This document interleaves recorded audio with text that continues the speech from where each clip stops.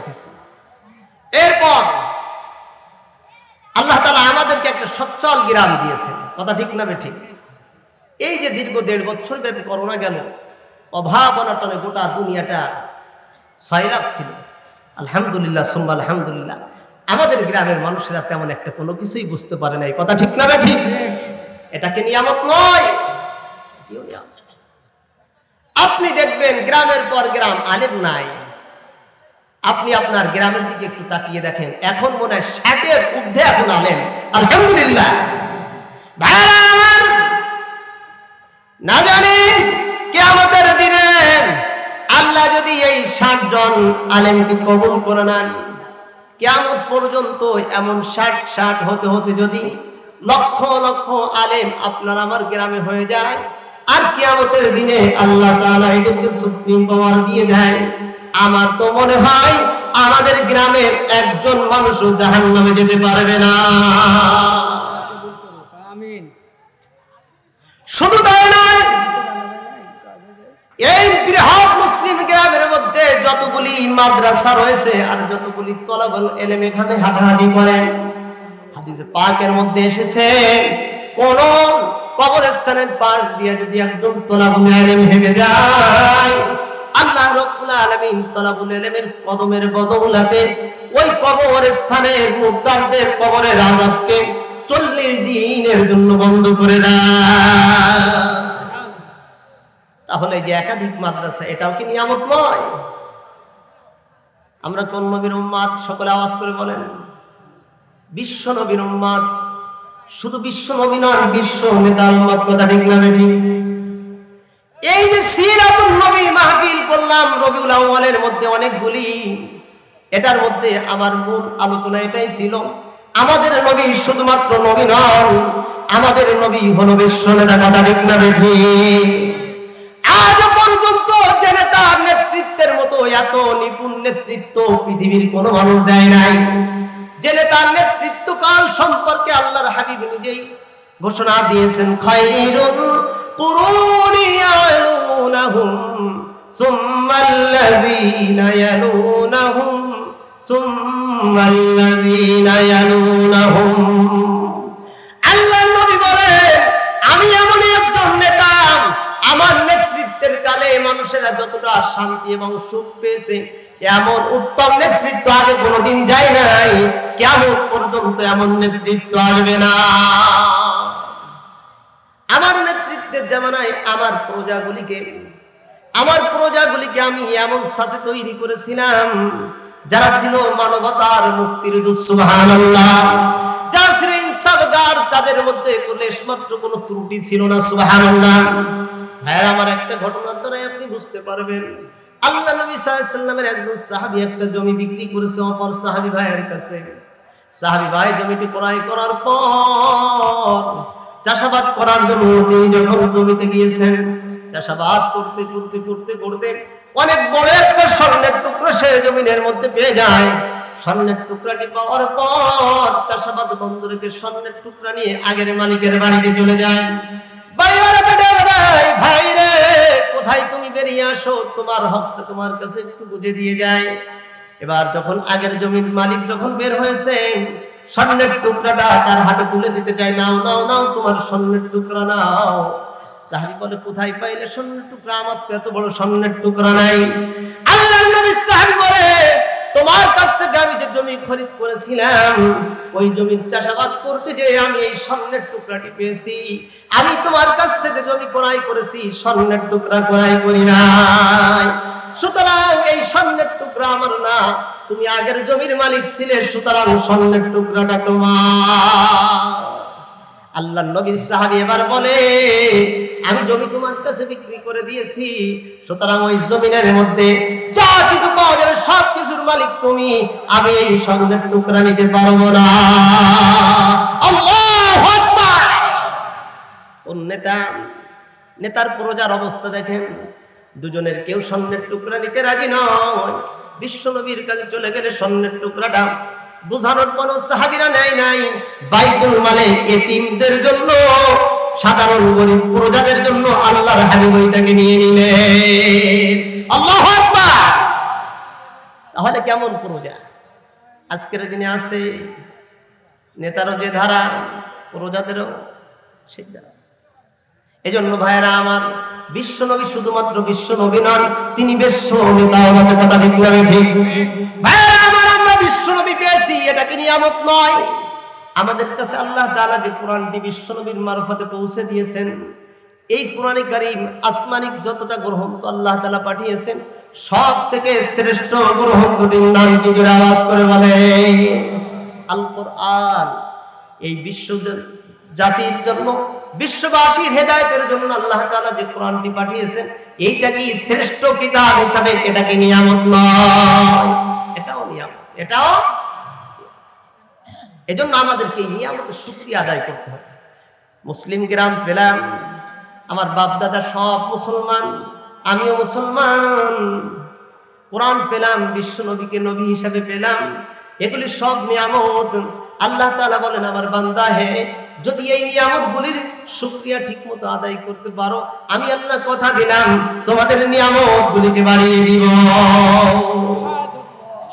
লা ইন শাকারতুম, সকলে পড়ুন, লা ইন শাকারতুম লাযীদান্নাকুম ওয়া লা ইন কাফারতুম ইন্না আযাবি লাশাদীদ। আল্লাহ বলেন, বান্দারা যদি আমার নিয়ামতের শুকরিয়া আদায় করতে পারো, আমি আল্লাহ তোমাদের নিয়ামতগুলিকে বাড়িয়ে দিব। আর নিয়ামতের না শুকরিয়া যদি করে বসো, তহাবি শরীফের হাদিস অনুপাতে জানা যায়, তোমাদের নিয়ামতগুলিকে আমি আল্লাহ ছিনিয়ে নিব, ছিনিয়ে নিয়ে ক্ষান্ত করব না। ইন্না আযাবি লাশাদীদ, জেনে রাখো আমার আযাব বড় কঠিন, আমি তোমাদেরকে কঠিন আযাবে গ্রেফতার করে দিব। তাহলে নিয়ামত শুকরিয়া আদায় করলে কি হবে? নিয়ামত বেড়ে যাবে। নিয়ামতের শুকরিয়া আদায় না করলে নিয়ামতকে ছিনিয়ে নেওয়া হবে, পক্ষান্তরে কঠিন আযাবে গ্রেফতার করে দেওয়া হবে। কথা ঠিক না ঠিক?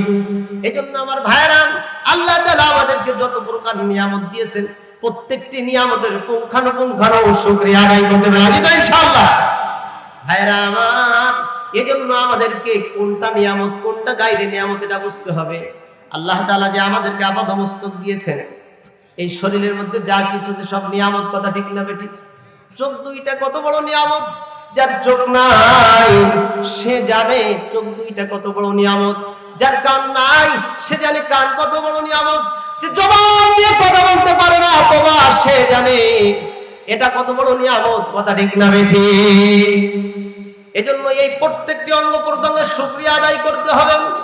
আল্লাহ রাব্বুল আলামিন এজন্য বলে, বান্দা, চোখের শুকরিয়া হলো চোখ দ্বারা কখনো গুনাহ করা যাবে না, খারাপ জিনিসের দিকে তাকানো যাবে না। যখনই তুমি হারাম জিনিস, খারাপ জিনিস, অশ্লীল বেহায়াপনার দিকে তাকাইবা, চোখের শুকরিয়া হবে না, চোখের না শুকরিয়া হয়ে যাবে। কথা ঠিক না ঠিক? আমার ভাইয়েরা, চোখ এত বড় একটা নিয়ামত। এই নিয়ামত দ্বারা যদি আপনি একবার মায়ের দিকে, যদি মায়ের চেহারার দিকে যদি একবার নেক নজরে তাকান, আল্লাহ রাব্বুল আলামিন আপনার আমলনামার মধ্যে একটি কবুল হজের সওয়াব দিয়া দেন। আর যদি একজন বেগানা নারীর দিকে তাকান, তাহলে কি হয়? জিনায়ের গুনাহ হয়। কিসের গুনাহ? জিনায়ের গুনাহ হয়ে যায়। ভাইরা আমার, এজন্য এই চোখের শুকরিয়া হলো সকল প্রকার খারাপিয়াতের থেকে চোখকে হেফাজত করতে হবে। আমার পীর সাহেব হুজুর দামাত বরকাতুহু তিনি বলেছেন, বাবারে, এই জামানায় কেউ যদি গুনার থেকে নিজেকে ফরেজ রাখতে চাও আর ওলি হতে চাও, তাহলে সব থেকে তোমার বড় আমল হলো চোখের হেফাজত করতে হবে। কারণ চোখ দিয়া তুমি যেটা দেখলা, এইটা তোমার অন্তঃকরণের মধ্যে সংকল্প আর পরিকল্পনা এসে যায়। আর যখন তোমার পরিকল্পনা একটা জিনিস এসে যায়, এইটাকে বাস্তবায়ন করার জন্য তোমার অঙ্গ প্রত্যঙ্গ ব্যস্ত হয়ে যায়। কথা ঠিক না ঠিক? এই জন্য আমাদেরকে সব থেকে বড় যে ওয়াদা আজকের দিনে করতে হবে, সেটা হলো আমরা এই চোখ দ্বারা আর বেগুনার দিকে তাকাবো না। পারবো তো ইনশাআল্লাহ? কোনো বেগানা নারীর দিকে তাকাবো না, অশ্লীল বেহায়াপনার দিকে আর তাকাবো না। বিশ্বাস না হয় একটা সপ্তাহ একটু আমল করে দেখেন যুবক ভাই, যখন আপনি এটার উপর আমল করবেন, গুনাহের থেকে আপনার মন মানসিকতা একেবারেই ঘুরে নেকির দিকে চলে আসবে। একটু নিয়াত করা যাবে তো ইনশাআল্লাহ? কে কে রাজি? একটা হাত দেখাই দেই। নারায়ণ তাকবীর, হাত নামা। তাহলে 1 নম্বর কাজ থাকবে কি? চোখের শুকরিয়া আমরা আদায় করব, বেগানা নারীর দিকে তাকাবো না, অশ্লীল বিয়াপনার দিকে তাকাবো না, পারবো তো ইনশাআল্লাহ। 2 নম্বর কাজ আমাদেরকে করতে হবে, এই যে হাত, এই হাতের দ্বারা কোনো খারাপ কাজের দিকে আমি যাব না। হাতের শুকরিয়া হলো হাত দ্বারা সব সময় ভালো কাজ করতে হবে, জনকল্যাণমূলক কাজ করতে হবে, কোরআনে কারীমের পৃষ্ঠা উল্টাতে হবে। একজন বৃদ্ধা বাবাজি হাঁটতে পারে না, তার হাত ধরে তাকে এগিয়ে দিতে হবে। এই হাত দ্বারা কখন আল ঠেলা যাবে না, যাবে সুদ ঘুষের লেখনী লেখা যাবে না। আফসোসের বিষয় এটা, আমাদের গ্রাম যদিও অন্যান্য দিক থেকে অনেক এগিয়ে, কিন্তু একটা দিক থেকে অনেকটা পিছিয়ে, সেটা হলো আমাদের গ্রামের মধ্যে সুদি কারবার বেশি চলে। কথা ঠিক না ঠিক? আমার বাবাজিরা, খবরদার খবরদার, এই সুদি কারবারের দিকে এই হাতকে আর ব্যবহার করা যাবে না।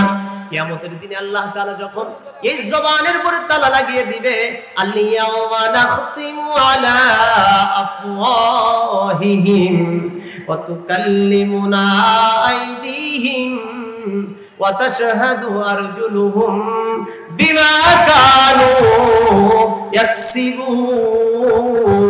ইয়াকসিবুন। আল্লাহ বলেন কিয়ামতের দিনে জবানের পরে যখন তালা লাগায় দিব, হাতকে বলে দেবো, হাত তুমি বলো তোমার দ্বারা এই বান্দা কি কি করেছে। সেদিন আমার হাত দাই কিন্তু সাক্ষী দিবে, আল্লাহ আমি সুদের টাকা গুনতে চাই নাই, আমাকে গুনার জন্য বাধ্য করেছে। কথা ঠিক না ঠিক? এজন্য আমাদেরকে নিয়াত করতে হবে, এই হাত দ্বারা কি করব না, কোনো খারাপ কাজের দিকে আমি এই হাতকে বাড়াবো না। তাহলে যখন আমি এই হাত দ্বারা নেক কাজ সম্পাদনা করব, তাহলে হাতের শুকরিয়া আদায় হবে। কথা ঠিক না ঠিক? আমার ভাইরা, এজন্য আল্লাহ তাআলা আমাদেরকে যত অঙ্গ প্রত্যঙ্গ দিয়েছে, প্রত্যেকটি অঙ্গ প্রত্যঙ্গ দ্বারা নেক কাজ করতে হবে। আল্লাহ তাআলা আমাদেরকে যে সম্পদগুলি দিয়েছে, এই সম্পদের শুকরিয়া আদায় করতে হবে। আল্লাহ তাআলা আসমান জমিনে যত প্রকার নিয়ামত দান করেছেন আপনার এবং আমার জন্য, এগুলির সব শুকরিয়া আদায় করতে হবে। চাঁদ এটা নিয়ামত কিনা? সূর্য এটা নিয়ামত কিনা? সূর্যের আলো যদি মেলান হয়ে যায়, জমিনের উপরে কোনো সবুজ ঘাস গাছালি কোনো কিছুই ফলবে না। কথা ঠিক না ঠিক?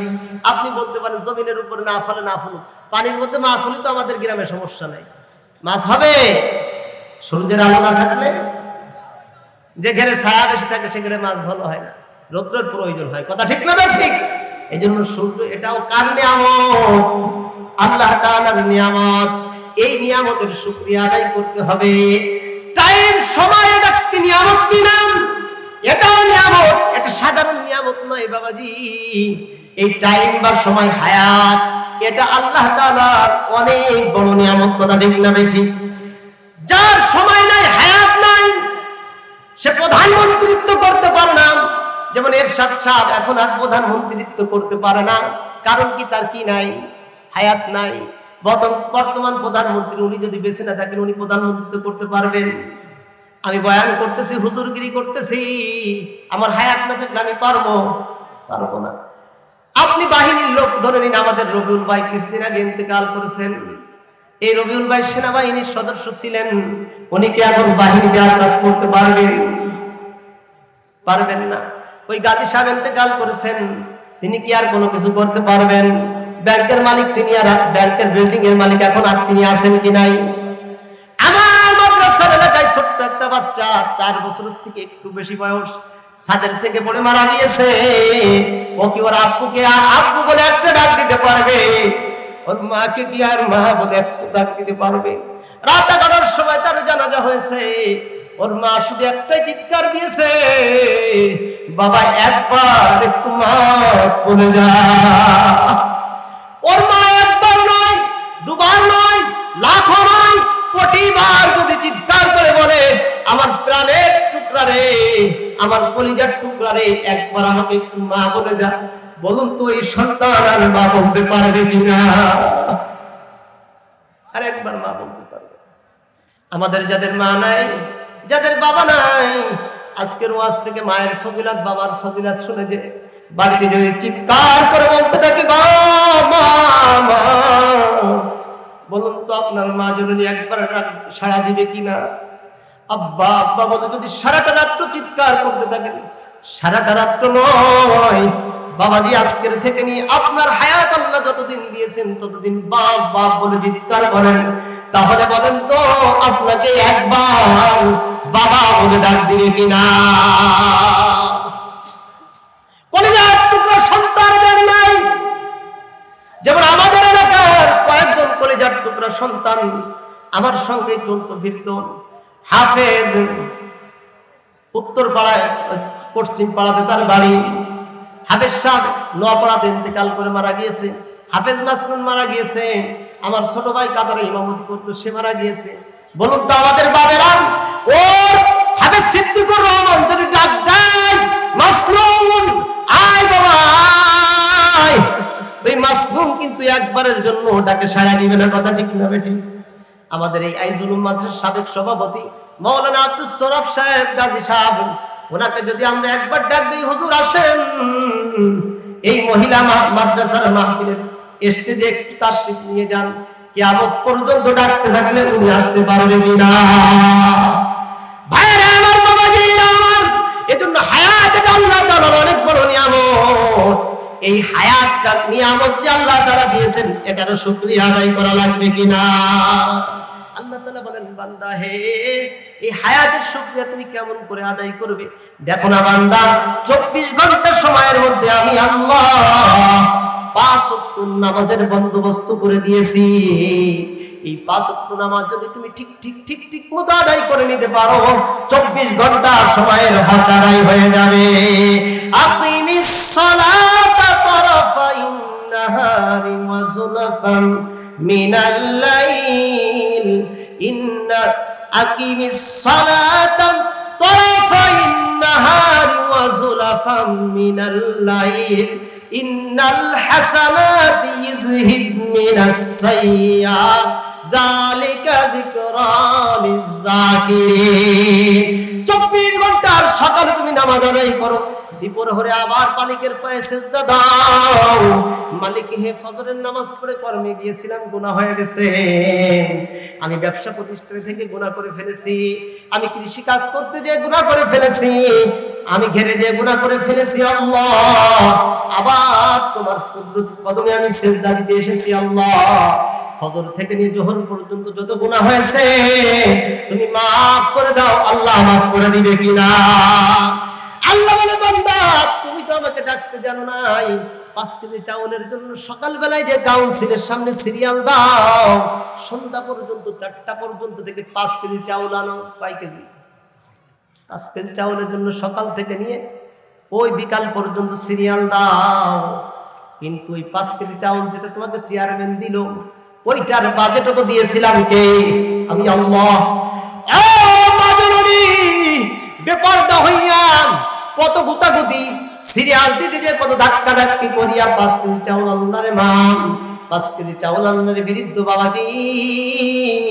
কিন্তু তুমি যদি এইটা না করে ফজরের নামাজ আদায়ের পর তাসবিহ নিয়ে তুমি যাই নামাজে বসে যেতে, এরপরে ইশরাক আদায় করতে, চাষত আদায় করতে, অবির আদায় করতে, তুমি হয়তো বা 5 কেজি চাউল ওইভাবে তো প্রকাশ্যে আসমান ফুলে পেতে না, কিন্তু ওর থেকে বড় ফজল আর করো আল্লাহ তোমাকে দিয়ে দিতে। কথা ঠিক না বেঠি? আমরা তো এখন সেই মালিককে ডাকতে চিনি নাই, অথচ আল্লাহ তাআলা বলেন, وَإِذَا سَأَلَكَ عِبَادِي أَنِّي قَرِيبٌ। আমার হাবিব, আপনি বান্দাদেরকে বলে দিন, আপনারা তারা জিজ্ঞাসা করবে আমার সম্পর্কে আমি কোথায়, আপনি বলে দিন ফাইন্নী করিব, তোমাদের মালিক তোমাদের কাছেই রয়েছে। কথা ঠিক না বেঠিক? কে বললেন? আল্লাহ নিজেই বললেন, আপনার কাছে মানুষেরা জিজ্ঞাসা আল্লাহ কই, আপনি বলবেন যে তোমাদের কাছেই আছে। আল্লাহ তোমাদের কত কাছে আছেন, তখন আপনি কি বলবেন? আল্লাহ বলেন, সেটাও আমি বলে দিচ্ছি, ওয়া নাহনু আকরাবু ইলাইহি মিন হাবলিল ওয়ারিদ।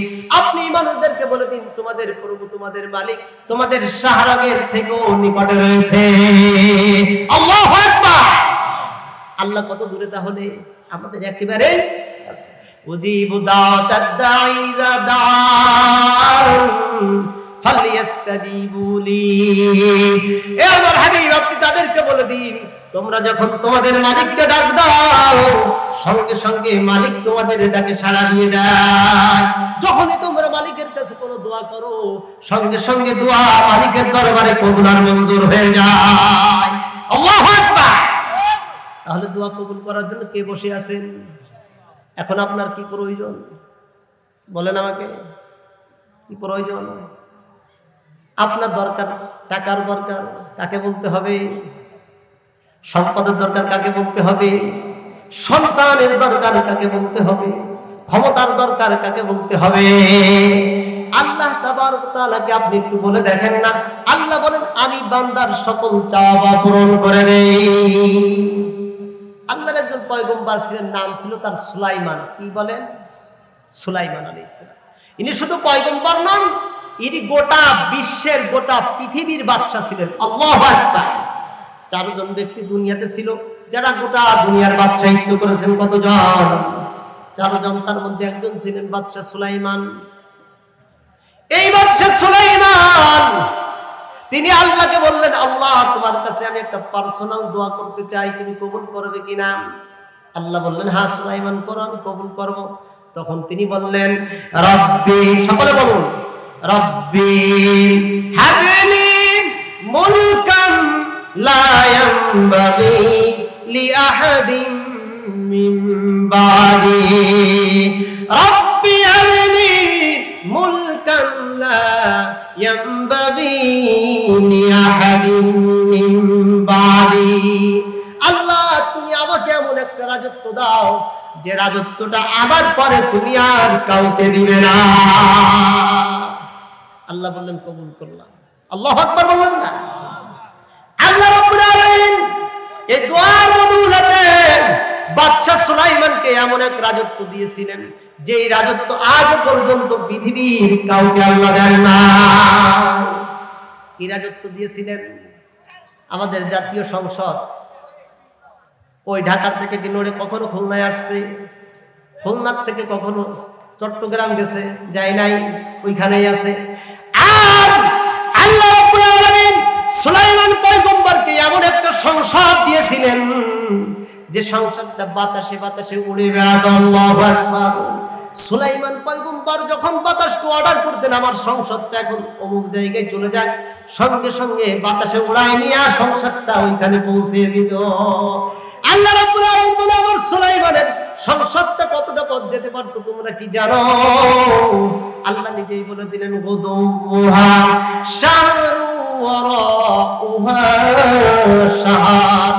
আমার সুলাইমানের সংসদটা সকাল থেকে নিয়ে দুপুর পর্যন্ত 1 মাসের পথ, আবার দুপুর থেকে নিয়ে সন্ধ্যা পর্যন্ত আর 1 মাসের পথ চলতে পারত। আল্লাহু আকবার।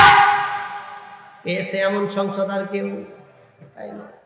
এই রাজত্ব আর কেউ পেয়েছে? পায় নাই। সুলাইমান আলাইহিস সালামকে আল্লাহ তাআলা এমন রাজত্ব দিয়েছিলেন, গোটা মানুষের উপরে রাজত্ব তার ছিল, জিনের উপরে রাজত্ব ছিল, গোটা মাখলুকাতের উপরে সুলাইমানের রাজত্ব ছিল। মান্তিকাত তাইর সুলাইমান আলাইহিস সালাম এমনকি সমস্ত প্রাণী, সমস্ত পক্ষীকুল, মৎস্যকুলের ভাষা তিনি বুঝতেন। আল্লাহু আকবার। এমন কোন রাজা আর গিয়েছে কিনা? যাই নাই। কিয়ামত পর্যন্ত আসবে কিনা? আসবে না। তাহলে সুলাইমান আলাইহিস সালাম দোয়া করলেন, আল্লাহ কবুল করলেন কিনা? কবুল করেছেন। সুলাইমান আলাইহিস সালাম গেলেন। এরপর ইউনূস আলাইহিস সালাম মুসিবতের মধ্যে পড়ে দোয়া করেছেন কিনা আল্লাহর কাছে? আল্লাহ কবুল করেছেন কিনা? বাবাজিরা আমার, ভাইরা আমার, মায়েরা আমার, তাহলে আমরা যদি মুসিবতের মধ্যে থাকি, এই মুসিবত থেকে উদ্ধার হওয়ার জন্য আল্লাহর কাছে যদি আপনি আর আমি যদি চোখের পানি ছেড়ে দিয়ে আল্লাহকে ডাক দেই, আল্লাহ আমার দাদা মুসলমান ছিল, বাপ মুসলমান, আমি মুসলমান, আমি মুসলমান গ্রামের অধিবাসী, আমার গ্রামে ওলামার কোনো অভাব নাই, আমার গ্রামের মধ্যে তলাবুল ইলমের অভাব নাই, মাদ্রাসার অভাব নাই, আমার গ্রামের মধ্যে কোরআনের আলোচনা চলে, আমার গ্রামের মানুষগুলি সব তবলিগ ওয়ালা, দ্বীন ওয়ালা, আমার গ্রামের মধ্যে সব শতের মতো প্রায় হাজী সাহেব আছে। আল্লাহ আল্লাহ এই নেককার পূর্ণ এলাকার মানুষ আমি আল্লাহ আমি তোমার কাছে একটা দোয়া করতে চাই। আপনি যদি গভীর রজনীতে চোখের দুফোঁটা পানি ফেলে যাই নামাজের উপর 2 রাকাত তাহাজ্জুদ পড়ে যদি আল্লাহর কাছে বলেন, আল্লাহ আমি অনেক বড় একটা মামলার মধ্যে, আমি মামলা থেকে খারেজ হতে চাই, বলুন তো বাবাজি আপনার দোয়া আল্লাহ কবুল করবে কিনা? আমার ছেলের চাকরি হচ্ছে না, আল্লাহ দুনিয়ার মানুষদের অন্তরটা টাকা দিয়ে নরম করতে হয়, আল্লাহ আমার টাকা নাই, আমি ঘুষও দিতে পারবো না, মানুষের টাকা দিয়ে নরম করতে পারবো না, আল্লাহ তোমার আদালতে আমি পৌঁছায় দিলাম, আমি বাপ হয়ে আমার সন্তানের চাকরির জন্য তোমার কাছে দোয়া করলাম, আপনি যে চোখের পানি ফেলে আপনার সন্তানের জন্য দোয়া করেন, বলুন তো আপনার দোয়া আল্লাহর দরবারে কবুল হবে কিনা? আল্লাহ আমি ব্যবসা করতে যাই লোকসান খেতে খেতে আমি লক্ষ লক্ষ টাকার ঋণ হয়ে পড়েছি, মাহবুব দুনিয়াতে আমাকে দেখার মতো কেউ নাই, যদি তুমি এই ঋণ থেকে পরিত্রাণ না দাও, এই মুসলমানের জমিন থেকে, এই লাফানের জমিন থেকে আমার ভিটা জমি বিক্রি করে পলান দিতে হবে, আল্লাহ আমি তোমার কাছ থেকে ঋণ থেকে পরিত্রাণ চাই, বলুন তো আল্লাহ আপনাকে পরিত্রাণ দিবে কিনা? বলতে পারেন ইউনূস দোয়া করেছিল মুসিবতে, সে পয়গম্বর বিদায় দোয়া কবুল হয়েছে, আমি দোয়া করলে আমার দোয়া কবুল হবে না? আল্লাহ বলেন না না না বান্দা, তুমি এই ভুলটা বুঝে না, ইউনূস যে দোয়াটা করেছিল লা ইলাহা ইল্লা আনতা সুবহানাকা ইন্নী কুনতু মিনাজ জালিমিন, এর পরবর্তী আয়াতের মধ্যে আল্লাহ নিজেই বলে দিলেন ফাস্তাজবানা লাহু ওয়া নাজ্জাইনাহু মিনাল গাম ওয়া কাযালিকা নুনজিল মুমিনিন। আল্লাহু আকবার। আল্লাহ বলেন ফাস্তাজবানা লাহু, আমি কবুল করেছি ইউনূসের থেকে, ওয়া নাজ্জাইনাহু মিনাল গাম, এবং ইউনূসকে মুসিবতের হাত থেকে আমি রেহাই দিয়েছি, ওয়া কাযালিকা নুনজিল মুমিনিন, আমার মুমিন বান্দারা মুমিনাত বান্দারা তোমরা শুনে নাও, আমি আল্লাহ ওয়াদা করলাম আমার ইউনূসকে মুসিবত থেকে যেমন ভাবে রেহাই দান করেছি, কিয়ামত পর্যন্ত আমার মুমিন মুসলমান বান্দা বান্দিরা যত প্রকার মুসিবতের মধ্যে পড়ুক না কেন, আমি আল্লাহর কাছে দোয়া করলে আমি তাদেরকে উদ্ধার করে দিব। কার ওয়াদা? আল্লাহর ওয়াদা। ইউনূসের জন্য মুসিবত থেকে পরিত্রাণটা হওয়াটা খাস নয়, আপনাকে আমাকেও আল্লাহ উদ্ধার করার জন্য প্রস্তুত রয়েছেন, শুধুমাত্র আপনার আমার কাজ হলো মালিককে কি করতে হবে? স্মরণ করতে হবে। কথা ঠিক না ঠিক? ভাইরা আমার, বিশ্বনবীর সময় একটা কঠিন মুসিবত এসে গেল, বদরের যুদ্ধ, যেই যুদ্ধের মধ্যে আল্লাহর নবী মাত্র 313 জন সাহাবী যাচ্ছে, যাদেরকে আল্লাহর নবী মক্কাতুল মুকাররমা মদিনাতুল মুনাওয়ারা এত বছরের দাওয়াত দিয়ে 313 জন সাহাবী কেবলমাত্র তৈরি করেছিল। এর মধ্যে যখন বদরের যুদ্ধের ডাক এসে গেল, আল্লাহর নবী সাহাবীদেরকে নিয়ে প্রস্তুতি নিয়ে ময়দানে চলে গেলেন। তাবুর মধ্যে খিমার মধ্যে আল্লাহর নবী সাল্লাল্লাহু আলাইহি ওয়াসাল্লাম বসে বসে আল্লাহর কাছে দোয়া করলেন, আল্লাহ এই 313 জন সাহাবী এরা আমার মেহনতের ফল, বদরের প্রান্তরে যদি তুমি এদেরকে শেষ করে দাও, আমি কাদেরকে বুকে নিয়ে বসবাস করবো? আল্লাহ আজকের দিনে তোমার কাছে খাস ফরিয়াদ মাহমুদ, আমার 313 জন সাহাবী তুমি এখানে কতল করে দিও না। আল্লাহ রাব্বুল আলামিন তার হাবিবকে সান্ত্বনা দেওয়ার জন্য বলে দিলেন, আমার হাবিব আপনার 313 জন সাহাবীর কিছুই হবে না, বরং আমি আসমান থেকে ফেরেশতা পাঠিয়ে পাঠিয়ে আপনার সাহাবীদের সাহায্য করে বিজয় দিয়ে দিব। হয়েছিল কিনা? ঐতিহাসিক বদর যুদ্ধে মুসলমানদের বড় বিজয় হয়েছিল, সাহাবীদের ক্ষতি হয় নাই, কাফের সেখানে বাঁচতে পারে নাই। কথা ঠিক না বেঠিক? কিসের বদৌলতে? দোয়ার বদৌলতে। কথা ঠিক না বেঠিক? এজন্য আমাদেরকেও সকল কাজে সকল জায়গাতে আমাদেরকেও দোয়া করতে হবে। আপনি আপনার মালিককে চিনেন, আপনি যাকে আপন বলে জানেন, মা কত আপন, কিন্তু আপনি বেতন পেয়ে আব্বার কাছে দিলে মার মনটা খারাপ হয়ে যায়, যায় কিনা? এমন করে আপনি যাকে যতই কাছের জানেন না কেন, আসলে সেই কাছের কেউ নয়, আপনার আমার সব থেকে কাছের হলেন কে? আল্লাহ। আমরা যেদিন আলমে আর হাতের রুহের জগতে ছিলাম, সেদিনও তিনি ছিলেন, এরপর মাতৃগর্ভে আসলাম, সেদিনও তিনি ছিলেন। হায়াতের জিন্দেগিতে যতটা দিন বেঁচে থাকবো ততদিন তিনি থাকবেন। কবরের জগতে তিনি থাকবেন, হাসরের ময়দানে তিনি থাকবেন, মিজান ফুলসিরাত জান্নাতের মধ্যে তিনি থাকবেন। কথা ঠিক না ঠিক? একটা কথা শুনলে আপনি বড় আনন্দিত হবেন, সেটা হলো দুনিয়ার এমপি মন্ত্রী মিনিস্টারের যখন আসে সেখানে সম্মেলন হয়, কি হয়? লোকের সমাগম হয় কিনা?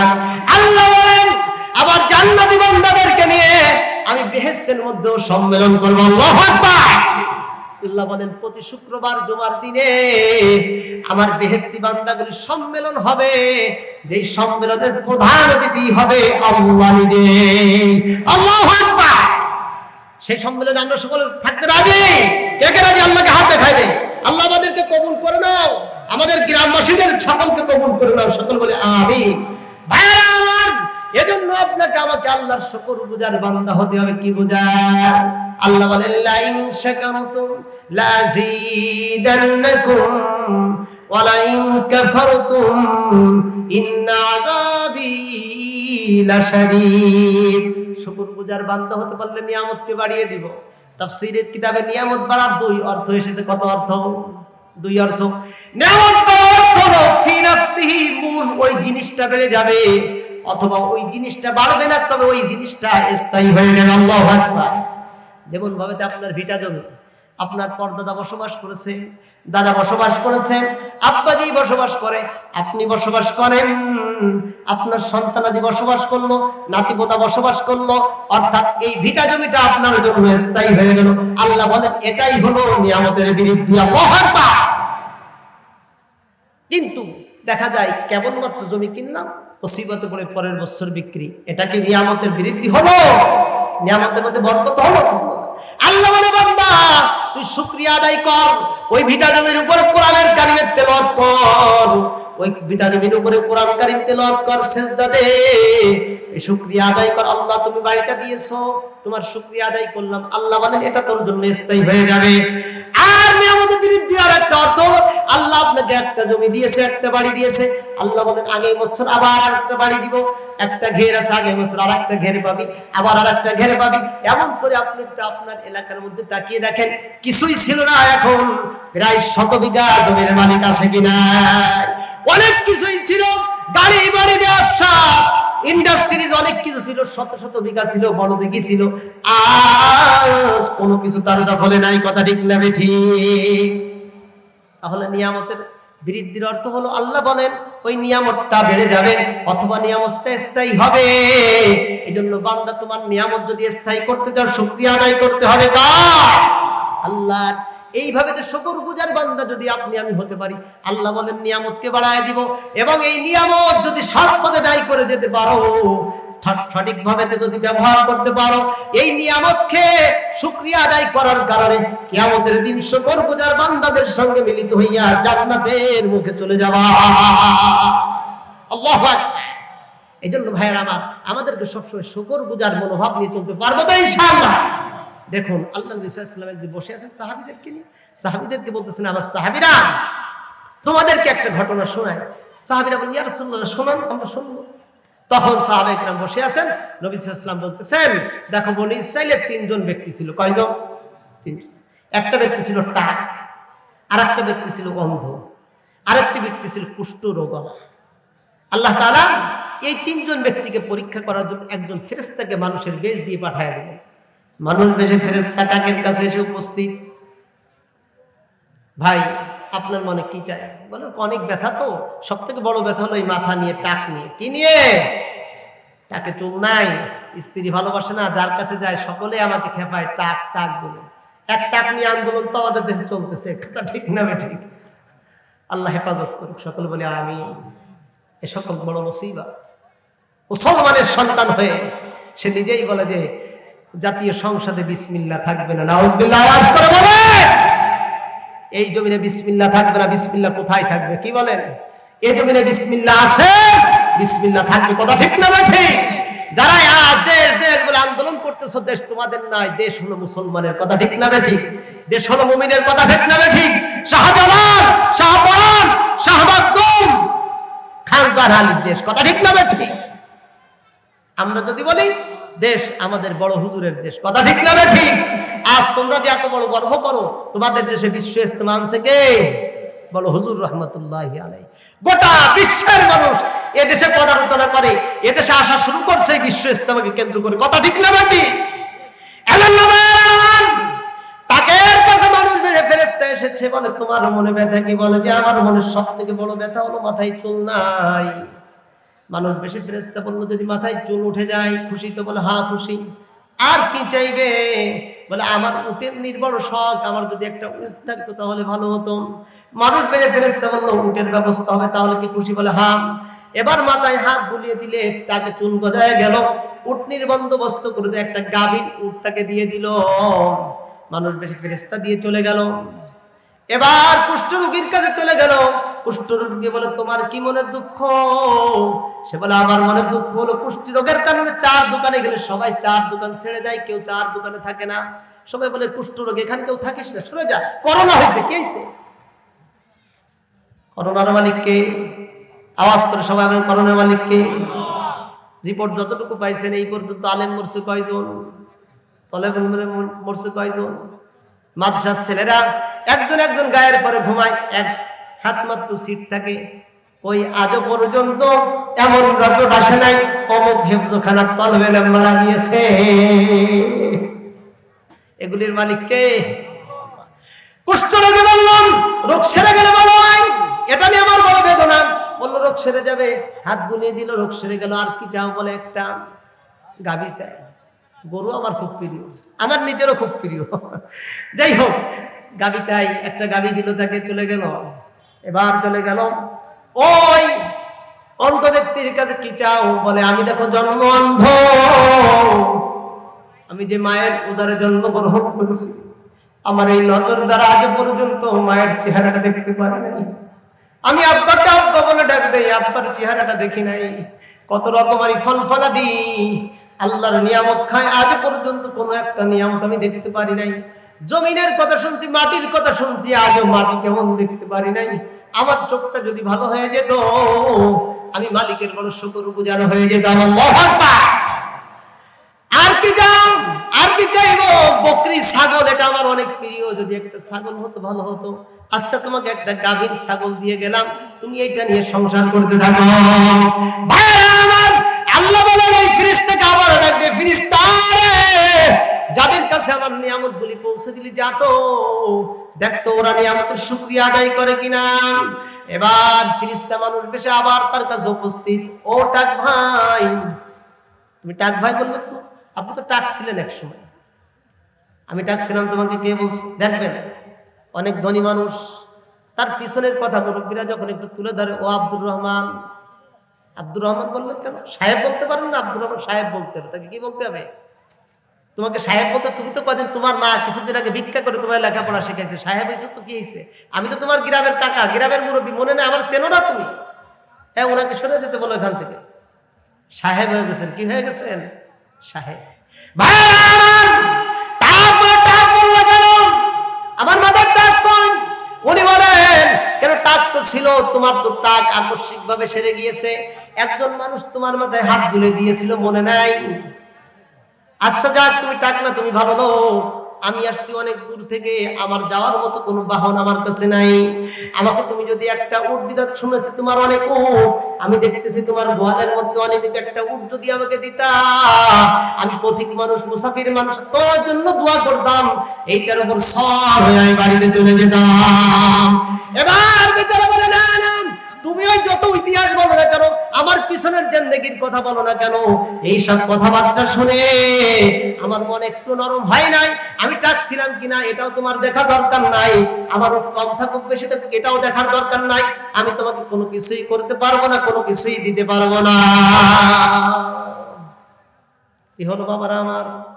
দিলেন কে? আল্লাহ। এবার একজন মুসাফির আসছে, তার জন্য একটা মুক্তা খুলতে পারে না, কথা ঠিক না বেঠিক? আল্লাহ বলেন ঠিক আছে যাও এখান থেকে। ফেরেশতা চলে গেল, সেখান থেকে শুকরিয়া আদায় করছে, পারে নাই, নিয়ামত থাকবে। চলতে এবার দুই একটা থাকবে, তাও পড়ে যাবে, কথা ঠিক না ঠিক? উটের পাল তো যাবে, ওইটাকে কেন্দ্র করে আরো মুসিবতের মধ্যে নিমজ্জিত হবে, কথা ঠিক না ঠিক? এরপর গরুওয়ালার কাছে চলে গেল, কুষ্ঠরোগীর কাছে, ও কুষ্ঠরোগী। কুষ্ঠরোগী বললে কেন? আমি তো এখনো কিন্তু সুন্দর চেহারা আমার, এটা তো ছিল না তোমার, ছিল না তোমাকে বলছে, কি বলতে চাও তাই বলো, সব কথা বাদ দিয়ে। তোমার তো অনেকগুলো গরু আছে, আমি অনেক গরিব মানুষ, আমাকে যদি একটা গরু দিতা, গাভী দিতা, আমি ওই গাভীটাকে দহন করে দুধ আমি নিজে পান করতাম, আমার বৃদ্ধ মা বাপকে পান করাতাম, পরিবারের সদস্যদেরকে পান করাতাম, একটু দেওয়া যাবে কিনা? তিনি বললেন না না না, এইগুলির থেকে একটাও দেওয়া যাবে না, এগুলি আমার অনেক কষ্ট করে উপার্জন করতে হয়েছে। আচ্ছা ঠিক আছে, দেওয়া যাবে না, যাই। চলে গেলেন এবার অন্ধের কাছে। ও অন্ধ ভাই, কই আমি অন্ধ, আমি তো চোখ বলা। তুমি অন্ধ ছিলে না অনেক, তোমাকে কে বলছে? বলে হ্যাঁ আমি জানি তো। আচ্ছা আসলে ভাই দেখেন, আপনি যেটা বলেছেন ঠিক, আমি জন্ম অন্ধ ছিলাম, আমি মাকে দেখতে পারি নাই। হঠাৎ করে একদিন এক বেচারা আসলো আমার কাছে, আমার মনের চাহিদা জিজ্ঞাসা করলো, তাকে আমি সব বলার পর সে আমার চোখের উপর হাত বোলায়া দিল, আমি চক্ষু শক্তি পেয়ে গেলাম। আল্লাহ তাআলা ঈসা নবীকে এই শক্তি দিয়েছিলেন, এই মুজিজা দিয়েছিলেন। ঈসা পয়গম্বর যদি কোনো অন্ধ ব্যক্তির চোখে হাত বুলে দিত, দৃষ্টি শক্তি ফিরে পেত। আল্লাহু আকবার। এবার আর কি চাও, কি জিজ্ঞাসা করতে এখানে এসেছো? বলে যে আমি একজন মুসাফির মানুষ, আমি অনেক গরিব মানুষ, আমার খাওয়ার মতো কোনো কিছুই নাই, যদি একটা বকরি দিতে জবা করে একটু সেক দিয়ে খেতাম।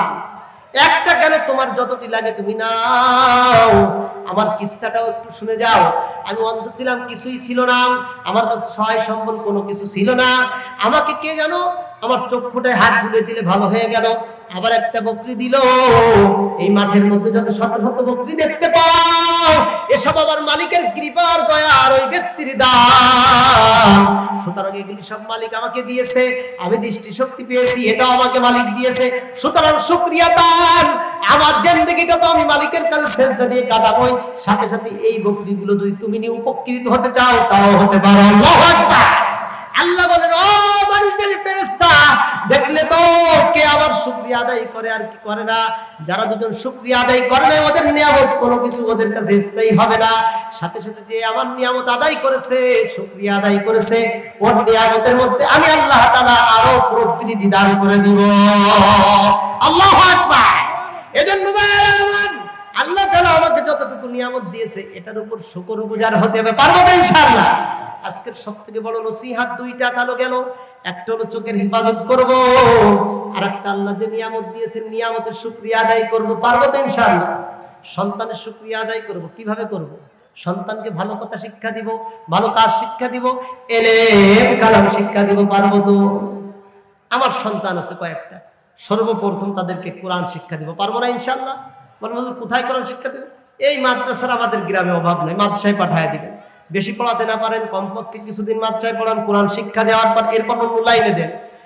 আর একটু যদি বাড়তে চান, হাফেজ বানায়, তারপর অন্য লাইনে দেন। এখন বড় বড় শিক্ষিত মানুষেরা, বড় বড় মেজর কর্নেল ওয়ালারা, বড় বড় ডাক্তার ওয়ালারা, বড় বড় ব্যাংকে চাকরি করে এমন ব্যক্তিরা তাদের সন্তানদেরকে হাফেজ বানায়। একটা হাফেজে কোরআনের কত দাম। যাই হোক, রাত তো অনেক বেশি হয়ে গেছে, আমি আর আলোচনা দীর্ঘ করবো না। সন্তানাদের শুকরিয়া আদায় করতে এদেরকে মাদ্রাসায় দিতে পারবো না ইনশাআল্লাহ? এখন কথা হলো, আমার সন্তানের সব বড় হয়ে গেছে, দেওয়ার কোনো কায়দা নেই, এখন কি করবে? আপনার অর্জিত সম্পদ থেকে এই মাদ্রাসাগুলিতে একটু সাহায্য সহযোগিতা করবেন। পারবেন না ইনশাআল্লাহ?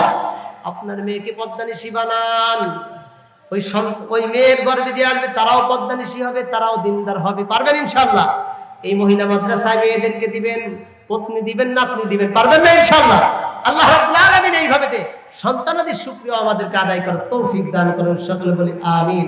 আমার বাবাজিরা লাখপাটিতে বসবাস করি আমরা, লাখপাটি যে কি জিনিস এটার কদর আমরা বুঝি নাই। এটা মুসলিম গ্রাম। কি গ্রাম?